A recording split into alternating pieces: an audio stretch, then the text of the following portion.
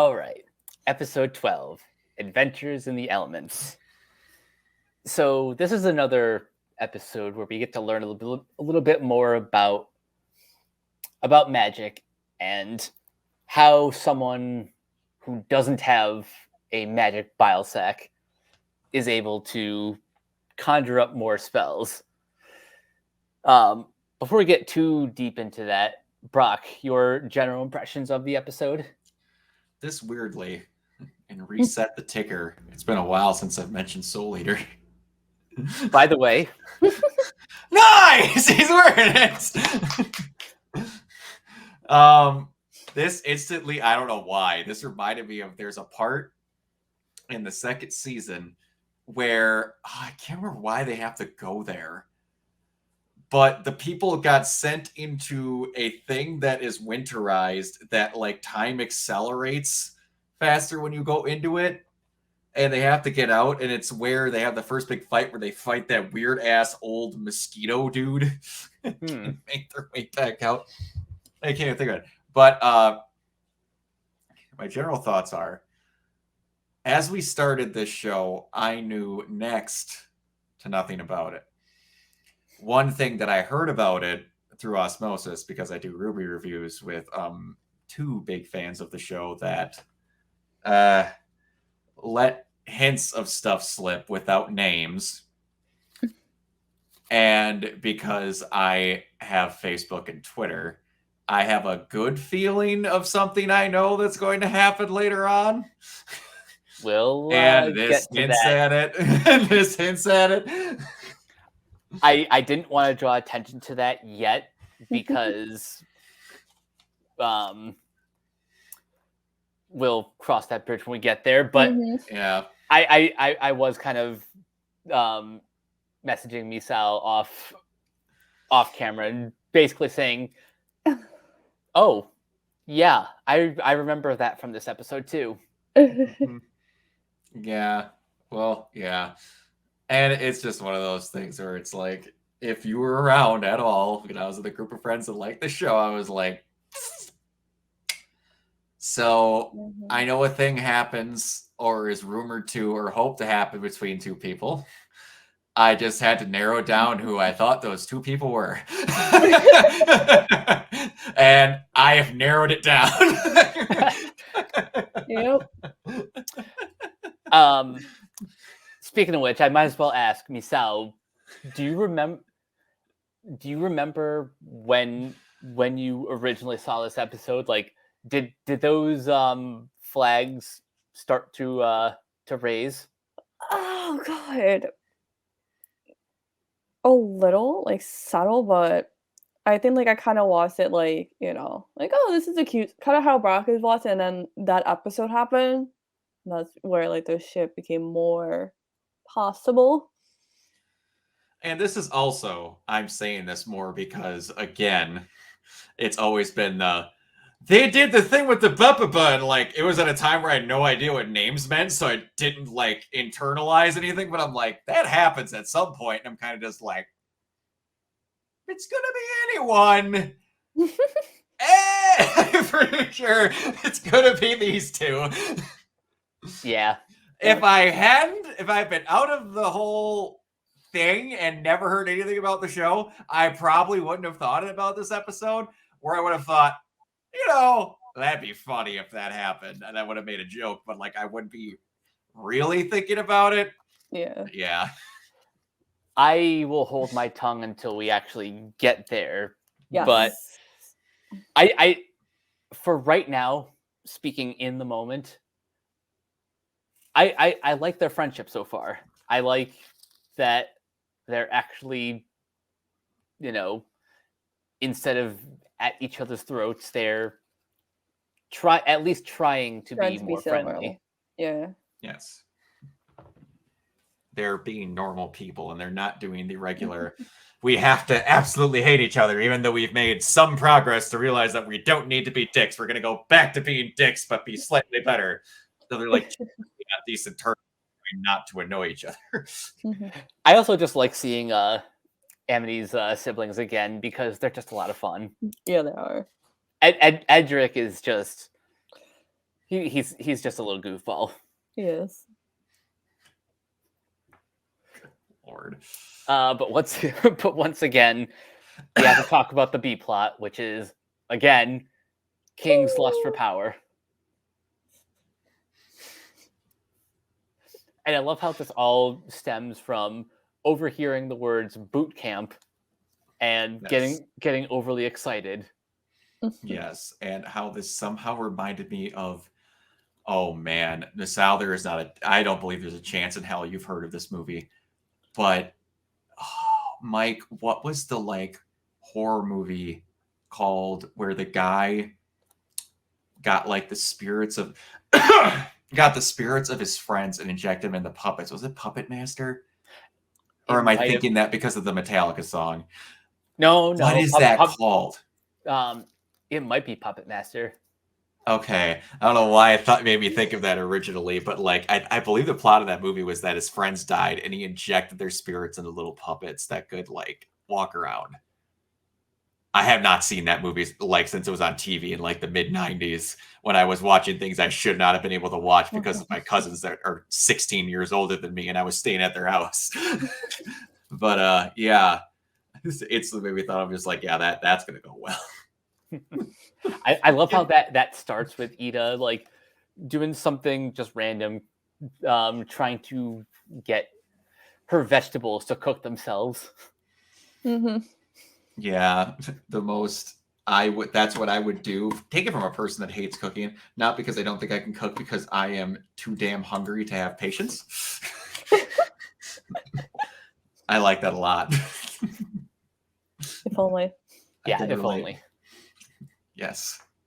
I very much look forward to the Legends of Tomorrow food printer that you just insert your recipes into, and it's just awesome. I never Same. leave my house. Ever. But getting back to the episode, I have to ask. So they travel to a place called the Knee. The Knee. So, could it be any more obvious what the Boiling Isles is? It's a corpse. Yeah. Mhm. It's on top of a corpse. Do I want to ask if that corpse is the giant that used to have the Bat Queen? Or did I just ask a question people didn't mention and it's not a real thing? Oh gosh. Did I just bring up something that other people haven't thought of? Like, you know what we know now looking back? That's why I'm like, oh. Because she said she forgot what happened and it was thousands of years ago. Thousands or hundreds. Oh, like, we're like looking at each other because we know too much, and now looking back, we're like, Did I do a good Is one? it? Did I come up with a thing? You did, actually. Aha! Oh I'll god. say this. I don't, as far as I remember, I don't think we ever actually get a proper answer. But No. That's what I'm going with. But based on what we know, this could be interesting theory. I mean, Uh-huh. I certainly subscribe to it. Alrighty then. Type that one up in the lore booklet, even though there's probably someone else that thought of it. I'm We're pretty kinda damn picking proud them that out I'm the because we person- can't, what else spoil and stuff. Yeah. Yeah. That's why I'm looking at Michael like, oh. It is what it is. It's better we than can't- some Ruby theories I've heard. Oh god, there- that's a rabbit hole that I'm afraid to go down. Oh, you are. Just because they did it in Avatar, it means it can happen in Ruby, right? I'll let you try and figure out what the hell that means. Oh god. It involves the moon. So magic. Magic, yes. It's not just wands or the light glyph. There are everywhere. magic is Friendship. everywhere. It's everywhere. But I really do think it's cool how Luz discovers the magic. Yes.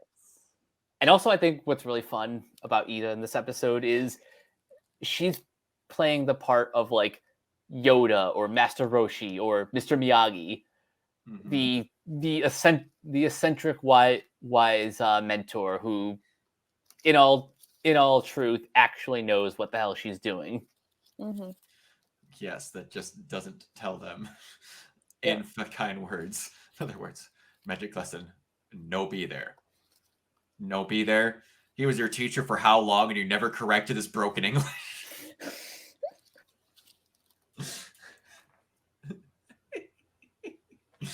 Oh man, but yeah, it is always the you need to learn, and I can't tell you, otherwise it won't make sense kind of teachings. Mm-hmm. And for once, they make sense because she literally can't do magic the way other people do. Yeah. Mhm. So she kind of has to figure it out for herself. Yeah. By the way, I love how in this world they have training wands with like a battery. Actual degrees that essentially last 3 spells, from what I can tell. Mhm. Also, the the image of the pamphlet for the baby class just Also, the fact that it's called the baby class. The baby class. for as serious as the show will eventually get, it still just has a absurd sense of humor that Yes. I just adore. Mm-hmm. It's gotta have that though. Mm-hmm. Yeah, that's the whole point of this first season, to kind of get you acclimated before the real stuff goes down. Yep. Before we go off the rails. Mm-hmm. My favorite. So naturally, you can't have an episode like this without some sort of conflict, and the conflict happens to be the Slither Beast, This Slither Beast. which Luz accidentally upsets because she doesn't really know what she's doing. And she hurls an explosive spell at it. Yep. I love how that's addressed as you upset the Slither Beast, not you violently attacked the Slither Beast. It was you disturbed him. No, you hit him with your car.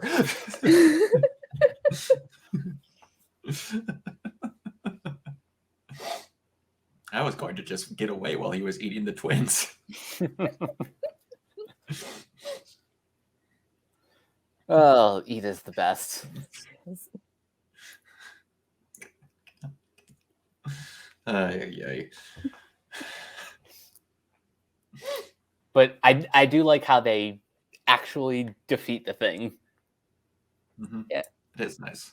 She essentially hurls it in the air, and then he gets put to sleep by a sleep spell. It shows how resilient she is. It is. It shows resilience and resourcefulness. Exactly. Mm-hmm. And that will definitely come into play as the series progresses. Yes. Absolutely. Excuse me. One other thing I have to bring up, in King's plot, Hootie. The thing on the door. Just had to draw him with a dump truck ass and just the. Now I'm playing hard to get. Yeah. Now you know why Hootie is Hootie. Now you understand Hootie is Hootie. You said I was trying too hard. Now I'm playing. The worst part is he's not even. We mentioned Stewie either the episode before or the one. The worst part is it's not even that he's being a weird version of Mickey Mouse. What he is if it was a young, slightly less perverted version of the old man off of Family Guy. Oh God.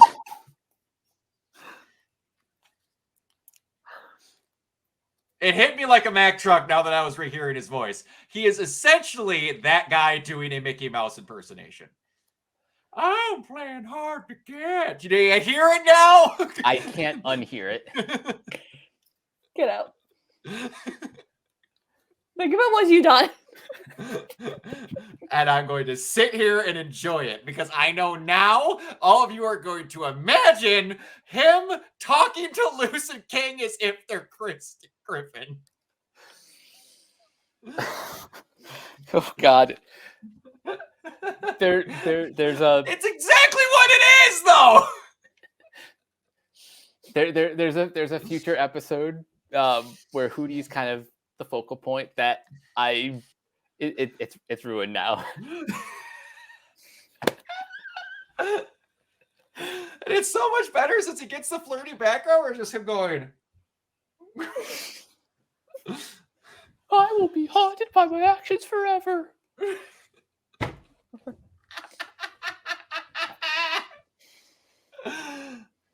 Now, that's fan art I want to see.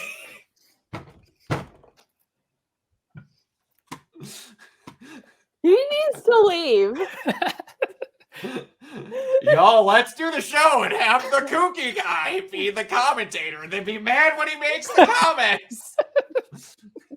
Is You that know not how this what you works? signed up for. The sad part is he's right. I know. See, and both expressions nailed it. They were like, he's gotten it. It's 2 in 1 episode. And now every time when I hear him, I'm going to imagine it. This is why we're not allowed to give him this much power. Haha. This is why.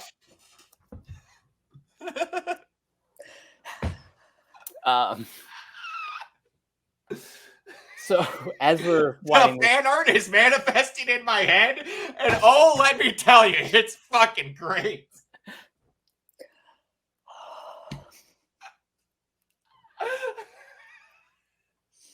And the worst part is, We're I still know- letting him go.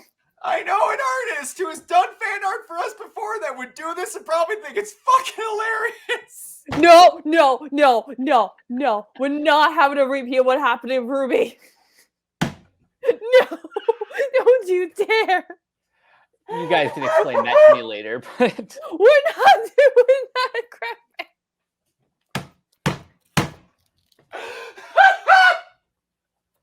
all right, to bring On things that note, on that note, so by the end of this I'm gonna episode, cry.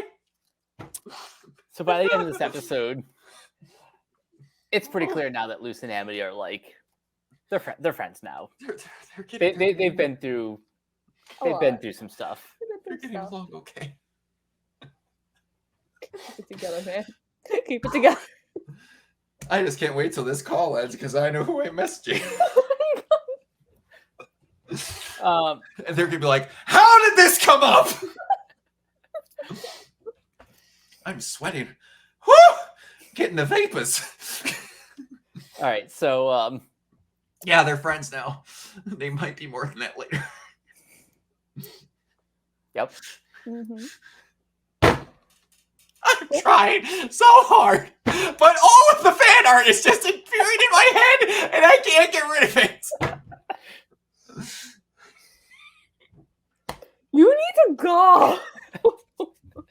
You need You to can't- go to the corner okay. and think about what you have done. You need to think. This is so, okay. This is bad, but this is better than when I came up with the Pyrrha. I made her have a mental breakdown for a good 10 minutes when we were recording Ruby. And then we got. I'm trying not to have a repeat. Oh. This man broke me down in 5 seconds to where I was on camera for 5 minutes hysterical laughing. Oh, Mike, you need to catch up. You need to watch Ruby. Oh my god. No, Dude, please then don't. Then I can tell you things. All right. Anyway, yeah, I'm having a good time. I all kidding aside, I am Whew. genuinely glad that we're doing this. Yeah. One, because Brock gets to experienced one of my favorite shows over the last couple of years. And two, because I don't know, I just love the insanity that happens in these recordings. I'm Problem going to is, regret. we record these at night, and my sanity slips further and further.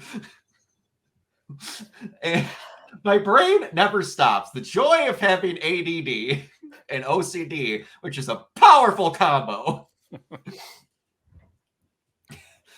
Because once you hit something, it doesn't stop till you get the end result. Because one creates the idea and the other one overtakes it and makes it happen. That's how one helps me conquer the other. Mm. I'm alone with this.